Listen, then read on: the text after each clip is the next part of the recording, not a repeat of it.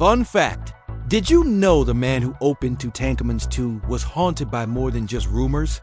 Howard Carter's team faced strange deaths and accidents after the discovery in 1922, but one bizarre detail stands out. Carter's typewriter, used to document the find, reportedly typed on its own. Assistants swore they heard keys clacking late at night, with no one touching it. Was it malfunction, imagination, or something left behind in the tomb? Subscribe and like for more